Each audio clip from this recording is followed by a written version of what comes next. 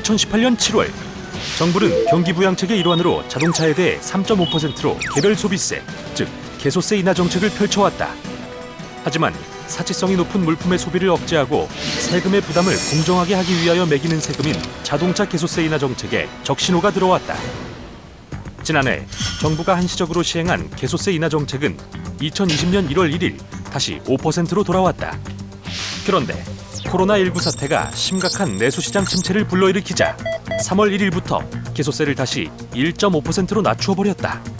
문제는 정부가 개소세 인하 조치를 불과 2개월 만에 다시 적용하면서 1, 2월에 비싼 가격으로 차량을 구입한 소비자들은 상대적인 금액 손실을 안게 되며 자동차 개소세 인하 정책에 대한 소비자의 불만이 속출하고 있다.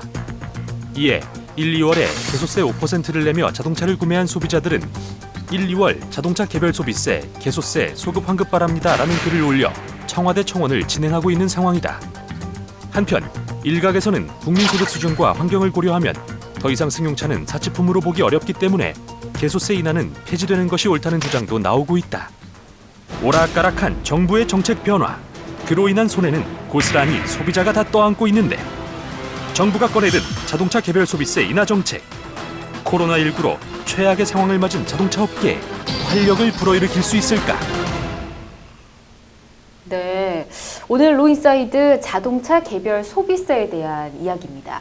참 코로나19 때문에 다들 힘들긴 하지만 또 한편으로는 이 바이러스가 정말 어마무시하구나라는 생각이 드는 게 우리나라 법제도를 확 바꿔놨습니다. 계속해서 언론에 이야기가 되고 있는 검역법, 의료법, 감염병 예방 및 관리법, 이 코로나 3법이 개정이 되는가 하면 또 조세 특례 제한법도 입법 예고가 됐는데요.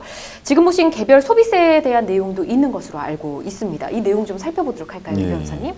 그 지난 17일 국회 본회의에서 조세 특례 제한법 개정안이 통과되었습니다. 네. 신종 코로나 바이러스 감염증 확산에 따른 피해를 최소화하기 위한 다양한 내용들을 담고 있는데요. 네. 그중 3월부터 6월까지 승용차를 구매할 경우 개별 소비세 70%를 인하해 준다는 내용도 포함하고 있습니다. 그렇군요.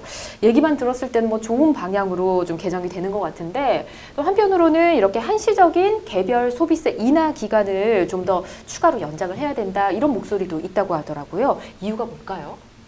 네, 정부가 신종 코로나 바이러스 감염증으로 인한 소비 침체를 막기 위해 네. 오는 6월까지 승용차 개별 소비세 인하 기간을 연장하기로 했지만 인기 차종의 경우에는 이제 출고가 지연되기 때문에 상당수의 소비자가 혜택을 받지 못하는 것으로 지금 예상되고 오래 있기 기다려야 때문입니다. 되니까. 네.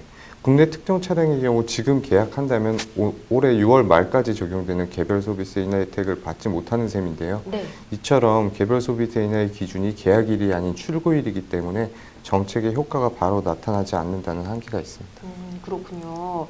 그러면 이 기간이 점점 기다리는 시간이 길어져서 문제가 생기는 거라면 개별 소비세 인하 혜택이 주어지는 기간에 이 수요도 또 증가할 거잖아요. 그만큼 또 생산을 더 늘리면 좋을 텐데 그게 또 쉽지도 않다고 하더라고요. 코로나 19 바이러스 떨어진 공장 가동률을 높이려면 우선 노동자의 동의가 필요하고요.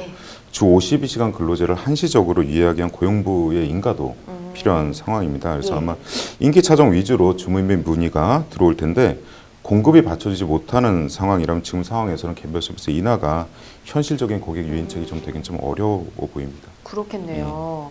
자, 이렇게 이야기를 나누다 보니까 조금 더 연장하는 등 근본적인 대책이 좀 필요하지 않나라는 생각이 들긴 합니다.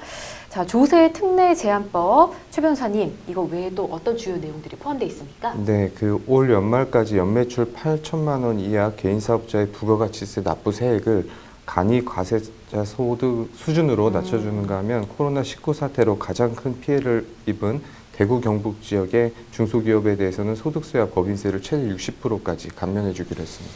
그렇군요. 이 내용도 참고사항으로 알아두시면 좋겠고요.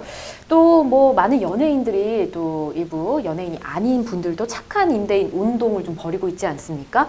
코로나19로 소상공인이 경제적인 어려움에 처하자 지역이나 민간을 중심으로 임대료 인하 운동이 시작되고 있는데 착한 임대료 운동에 동참한 사람들한테도 혜택이 좀 주어진다고 하더라고요. 네, 그렇습니다. 기획재정부는 지난달 28일 임대인이 임대료를 낮추면 그 절반은 국가에서 분담하는 내용을 골자로 하는 소상공인 임대료 지원 3종 세트를 발표했습니다. 그럼 좀 적극적으로 참여할 수 있겠네요. 첫 번째가 이제 민간 건물주 임대료 인하분의 50%를 소득 법인세에서 깎아주고 둘째, 국가 지자체 소유 재산의 임대료를 최대 3분의 1로 내리고, 셋째, 코레일, LH 인천공항 도로공사 등 103개 공공기관 소유 재산의 임대료를 6개월간 최대 35% 인하하는 등의 내용이 담겨져 있습니다. 그렇군요. 이렇게 혜택을 또 국가에서 지원을 해주는 만큼 많은 분들이 또 동참을 해주셨으면 좋겠다라는 생각을 좀 해봅니다.